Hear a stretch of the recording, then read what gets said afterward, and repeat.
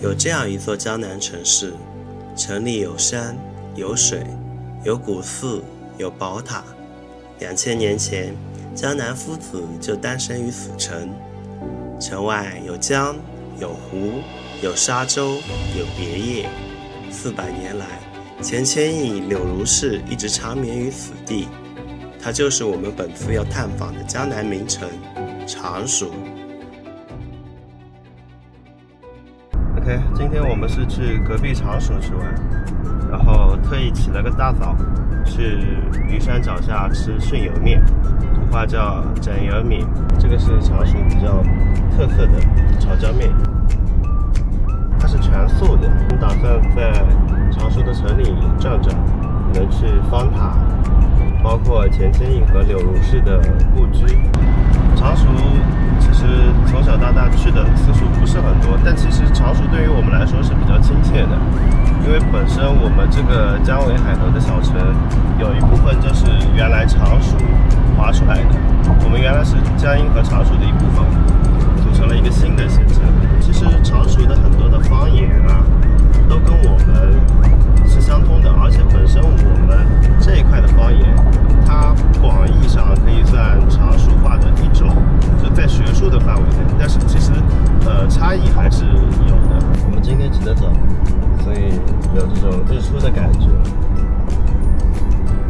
可以看到早上的这个高速上基本上没有人。其实常熟离我们这边是比较近的，就可能一个小时的时间就都不到。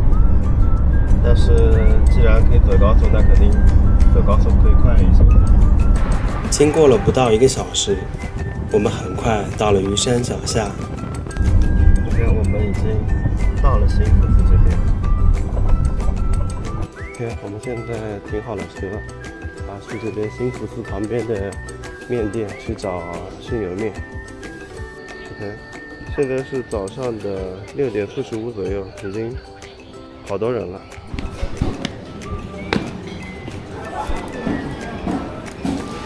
这里，你要吃哪个？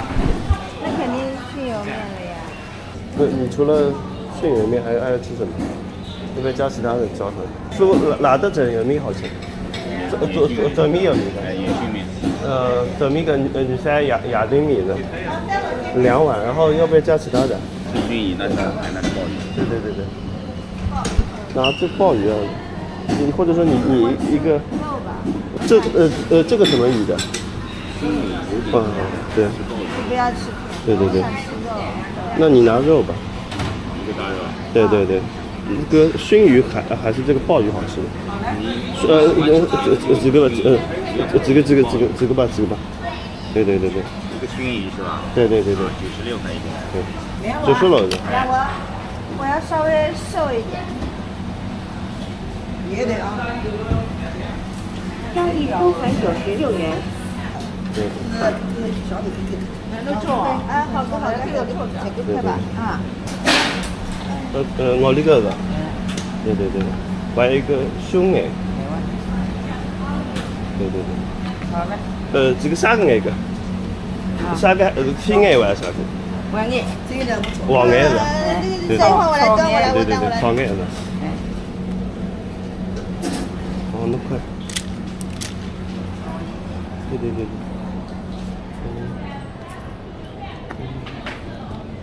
北京。找一个人少的地方吧。那找那块吧。然后这里对吧？行。那是。2位对。要喝茶吧？等下再吃。好。对。我们点了2碗巽油面，然后我这碗里面是加了熏鱼，它这碗里面加的是大肉。应该可以加焖肉，但是好像没有焖肉这边。然后这就是常熟有名的巽油面，要不叫整油面。它是鱼山上的一种蘑菇，这个还是比较香的，你知道吗？就是它这个巽是用那个好像是用菜油，然后炒的，然后本身炒制过后它会比较香一些，而且好像比较嫩。我来尝尝这个熏鱼。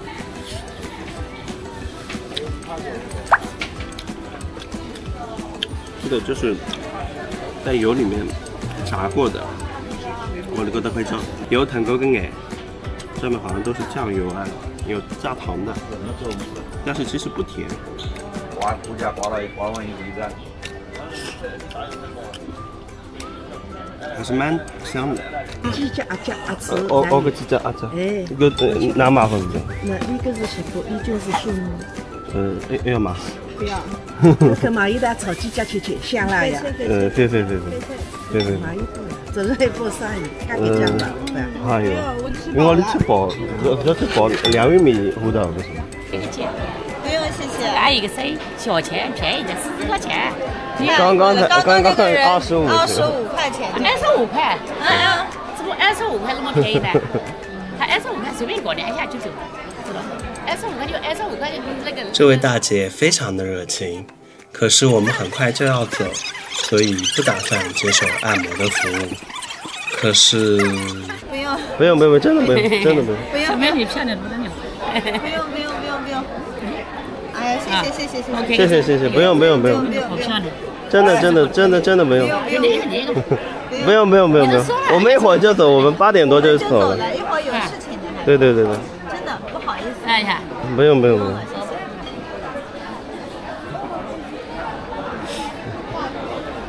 喝茶。有点烫。还好。这个是我们自带茶叶，然后等于说出了10块钱买了这个茶味。啊，这个什么？这是你家小孩？没有，怎么可能？就看不是的嘛。100块钱的。不。我们家里便宜。不用。看咱的生意给你便宜。不用，谢谢。不用。我开单的生意给你便宜。开单多少钱？你要吃什么？这个柿子多少钱？枣子。这个枣子多少钱？你先说多少钱？枣35块，给你30。太贵了。要你妈呢！你吃哪一道上前推销自己的小贩，一个接着一个，我也在一旁看着他们的表情，从紧张到嬉笑，到失望，到不耐烦，再到扬长而去。10块钱。去哪那么黑的还价没有收？那你再问问别人吧。人家爸的你不好吗？谢谢姐姐啊。去哪还价黑的还？给我。一会儿35，一会儿20，肯定能砍成10块钱。笑死了，他们可能就是看到是一些生面孔，可能就会上前来那个问，对吧？可以看到这边虽然早，但是其实喝茶的人还是蛮多的。这边又可以喝茶，又可以吃面。太贵了，我刚刚问过。不贵的，就40块钱。刚刚那个人就给我25。没有的，25没有的。平时25，我跟你讲，平时25个。他跟我说今天要开张要25，我就觉得贵。没有，那倒没有。我们一般都问着你们点，他们就不问了。有的人因为平时人太少了，给你同意的人毕竟很少，知道吧？生意难做。你是专门做这个吗？其他不会？不做，就做这那个。那您一天大概可以按几个人？没有一定数的。一般可以达到多少？一般我平时我也不在这，因为这边比较复杂，就我们这毕竟太难，干不过他们。节日人比较多一点，不过。这个你戴了眼镜有一个不好，就是你在喝水的时候，老是这个雾气会附在这个镜片上，这很不舒服。这个上面的桂花它在落下来。青蛙多少钱？青蛙15一斤。15一斤呀？对。不要这么多，太多了。啊。太多了。太多怎么办？这一挂估计小一点，比这一挂小一点。小一挂，那这一整个多少钱？这先给我来冷静啊，冷静点，你帮我。 40也可以，你加点其他水果，好不好？做到你45，再拿你40块，给你2个橘子。 2个橘子，3个枣子，行不行？谢谢阿姨。行，开个站我也刚到呀，一大早老爸去医院，一大早4点半去送他医院去。挺大的这个枣子，不错，谢谢，麻烦你了。40。40。然后放在这里，我还得补上。啊？什么？我还得去补上，我们一篮买来都装好的呀。哦。阿姨好再帮我一份蛋蛋，我上铺有个娃子。一起放。啊。放进去吧，一会儿就吃了。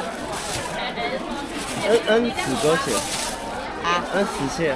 分洗的。我帮你去洗吧。好的呀。啥呢？这个枣也带去洗。好的。这是一个按4这个规律。好的，我刚帮你看着啊。我们不吃的。还行，秦王确实要差不多这个价格。对，你看那个。他还送了我这个了呀。哎呀，太感谢你了。小点阿姨。没事的。你人真好。没事的，应该的嘛。你们不熟悉，我们熟悉些的地方。对。对吧？因为我俩单位来长着不这样个。啊？我哋单位来长着不这样个。啊，这个了那个。我哋张家港。哦，张家港无所谓点呀，是吧？对。差不多的收获。这个是。在这呢。我捐点钱。你没现金啊？我有。我没有。拿着，我捐点钱给他。这个是真的还是假的？你看。这个有点。不是假的。你有没有现金？我有。阿弥陀佛，阿弥陀佛。安慰问问。你看到我们没钱交给我。安慰问。2张。那扫我是？请扫码。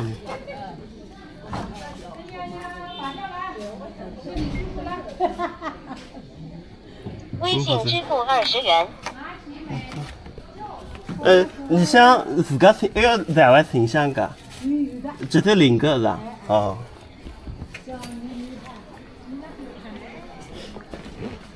这个10块钱一张，20块钱。这个兴福寺的话，对很多人来说，兴福寺可能说不了解，不知道这个什么名字。但其实这个兴福寺它有一个这广为人知的一个名字叫破山寺，唐代诗人常介有一首叫《题破山寺后禅院》。OK， 我们先去请香，然后就去。自家弄的是吧？你自己拿。这个香不能叫领买，这个要叫请，对不对？要请香。请3支到那里。为了表示对神明的尊重，人们不说买香，而常称呼为请香，这是一个约定俗成的规矩。这个如果说这个香上有火的话，要这样，我的头叫宗祖。佛像庄严，对着佛像拍摄也是极为不尊重的，所以拜佛的过程我们就没再记录。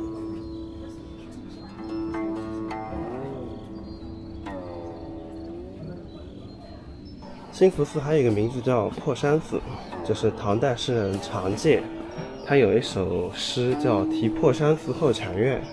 清晨入古寺，初日照高林。曲径通幽处，禅房花木深。山光悦鸟性，潭影空人心。万籁此俱寂，但余钟磬音。这个三绝碑之所以会称为三绝，因为有一绝是唐诗，常少府，就是常见的诗，宋米芾的字迹，然后清朝的碑刻。他们这边好多穿蓝色衣服、蓝色马褂的都是义工。走过曲曲折折的小桥，我们也即将前往下一站旅途。下一集，我们将去往常熟城市的原点，崇教兴福寺塔，也就是常熟的方塔。常熟，一座2000多年历史的江南名城，江南诸城属常熟最闻。从蓝天白云到古朴宅院，从流淌的河水到静立的古塔，常熟用它独有的方式展现着江南的细腻与柔情。这一集，我们告别了常见诗中的破山寺，终于来到了常熟城市的原点——方塔。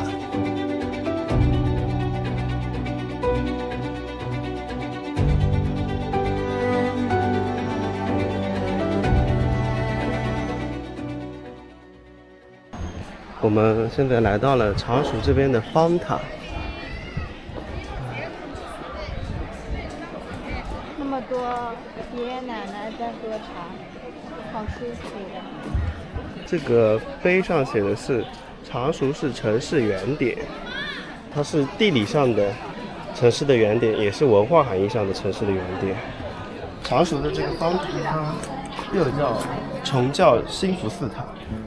然后它始建于南宋的建炎4年，差不多1130年左右。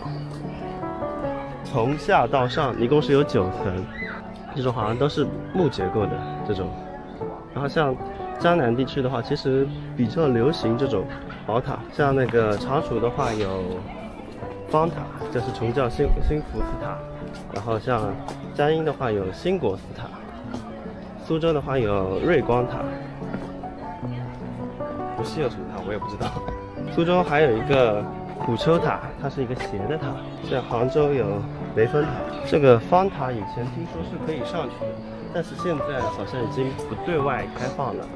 以前我上过苏州那边北寺塔，也是那个一层一层，越往上就越窄。方塔原名崇教兴福寺塔，是仿唐砖木结构的9层方形宝塔。始建于南宋建炎4年，即1130年，是一位高僧为镇山守城而建，历经数代，跨越100年才得以完工。屡次毁于战火，又屡次重建。现在的塔身是1904年重建的，又在60年代抢修，才成为现在这个样子。原来的佛寺已荡然无存，如今的方塔坐落于方塔公园内。世世代代生活在这里的常熟人对这座宝塔都有说不清道不明的情怀。这个俨然变成了一个老年公园。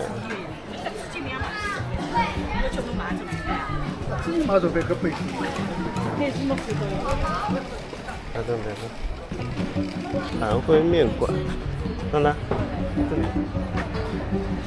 始于2002。啊，这个还好，也没有特别老。不是啊，但是它连锁的。你吃什么？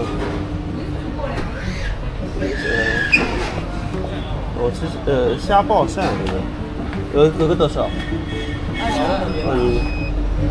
你呢？大丁要不要？鳝糊面炒的。再给宽汤面少一点。哪碗宽汤面少一点？对，我个就虾爆鳝。虾爆鳝的对宽汤面少一点。对。要在这边等的对吧？来，在这边呢。加了虾包鳝、宽汤青面1碗鳝糊。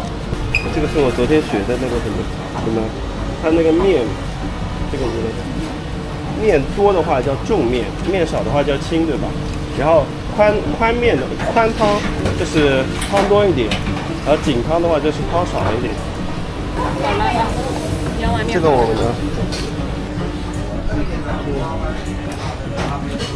我说这边是这边啊。咦，这个勺子一个是你的。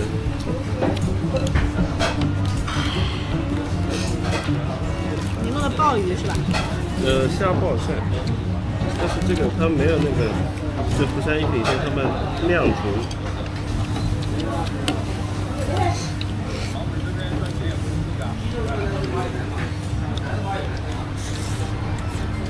我们现在来到了这个常熟南门外，从马桥大街。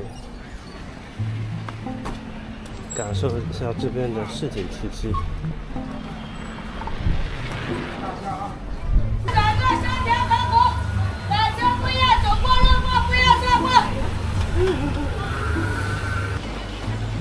我在这个常熟的大街上，感觉一股浓浓的江南市井气息。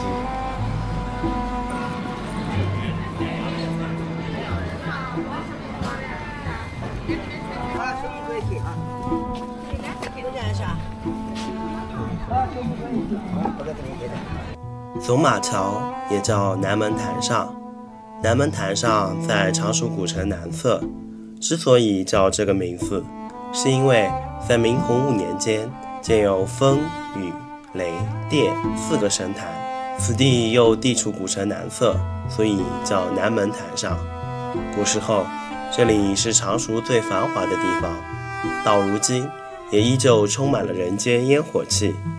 茶馆、酒楼、肉铺、南北货店一应俱全，千百年过去了，这里依旧是江南水乡，当地人依旧过着传统的生活，在日复一日间，在吴侬软语里传承了一代又一代。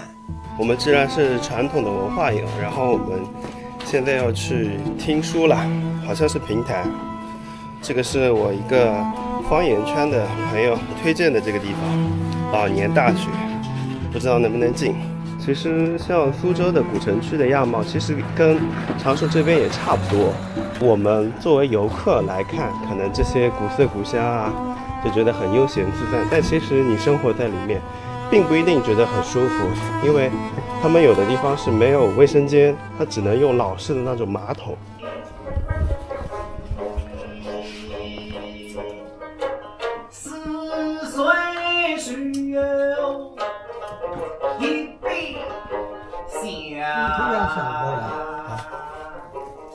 苦了而已。松松的好样子，这层月月他想着白花。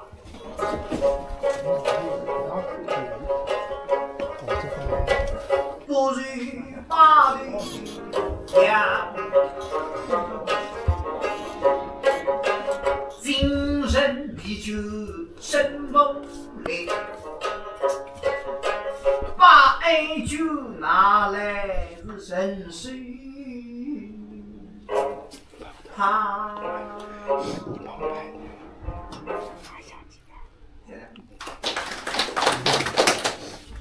其实这个平台对于我们这种研究方言的人来说，其实压力已经不大了。但是因为我们也没有听惯，所以说其实大部分能听懂。但是如果说有一些个别的一些字词的发音和我们平常使用的方言是不一样的。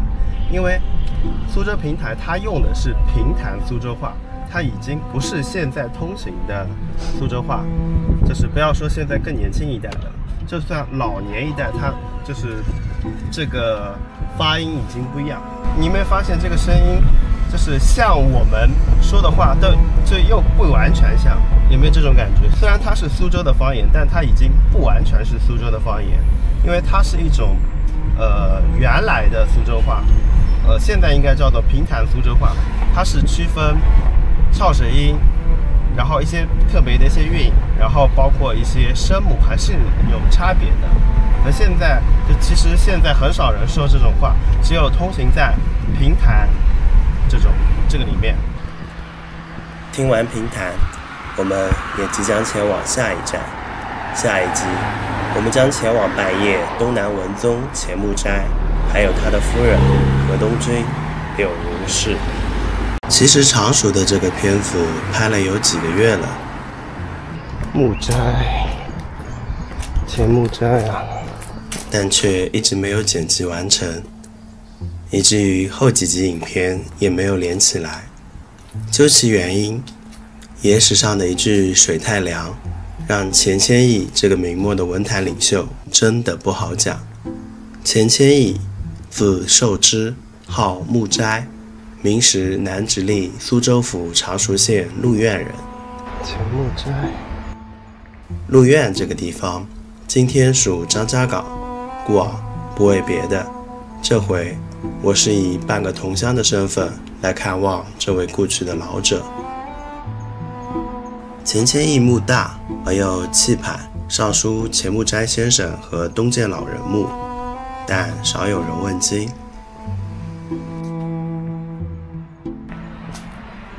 我们特意来到了柳如是墓前。柳如是墓小却很精致，我来时见墓前供奉了新鲜的时令水果。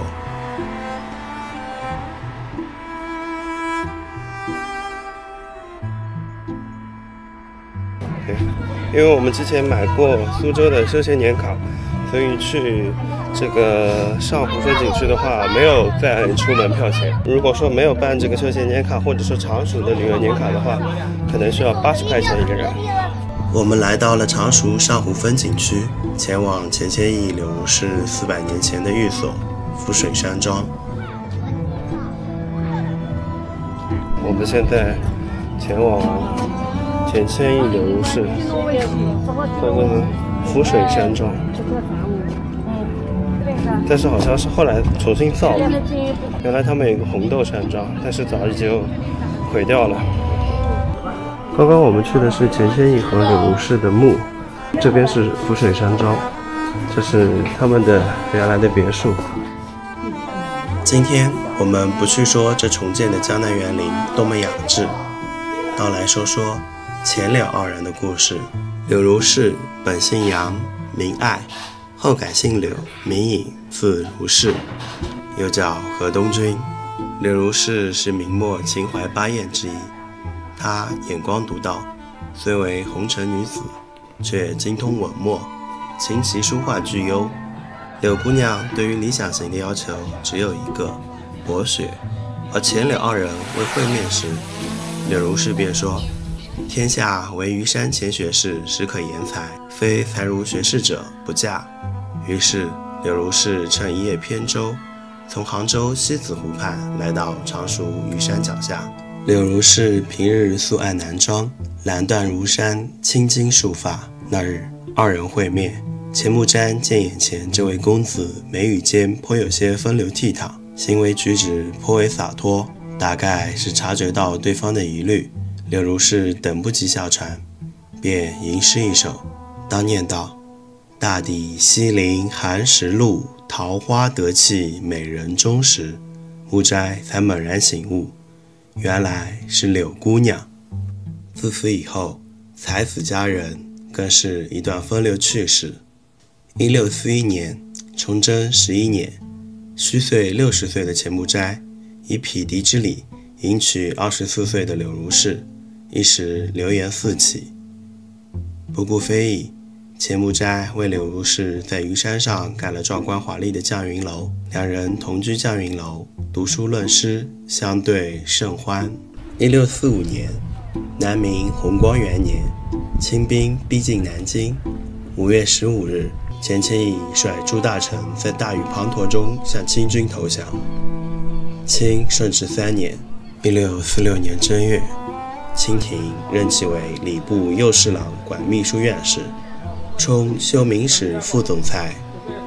柳如是留居南京。6月，钱谦益乘楫起归，返回南京，后又携柳如是返常熟。又过了1年，钱谦益锒铛入狱，柳如是服病随行，上书陈情，是愿代死或从死。清顺治5年，钱谦益又因黄玉奇案被株连，求南京狱。经柳如是全力奔走营救，斡旋，钱谦益才得以免获。对此感慨万千，痛哭临江无孝子，从刑赴难有贤妻。出狱后被管制在苏州，寄予拙政园。钱谦益降清是他一生的污点，野史上那句水太凉更为世人所诟病。但更多人不知道的是，钱谦益自苏州返常熟家中后，他并没有给清廷为虎作伥，反而暗中帮助各路反清义士。他降清或许是像同时代的许多普通老百姓一样，有着一种面对朝代更替时无能为力的悲哀。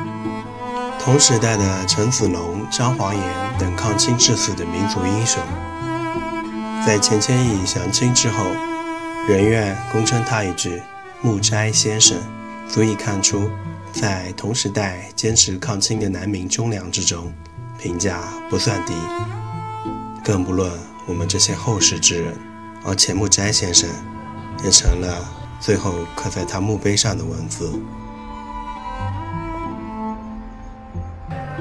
这个是明发堂前钱谦益和柳如是的画像。现在是下午的4点钟，这个灯，这个颜色真的很好看，这个阳光。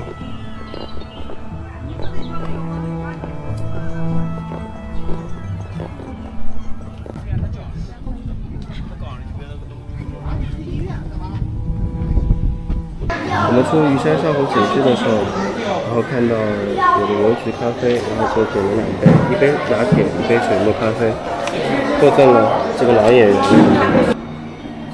这个拿铁的话，就是普通店拿铁的感觉。然后这个水墨咖啡的话，它里面好像是加了芝麻，有点香，有点甜，偏甜。这边走。哎，今天我们就回去了。明天再来。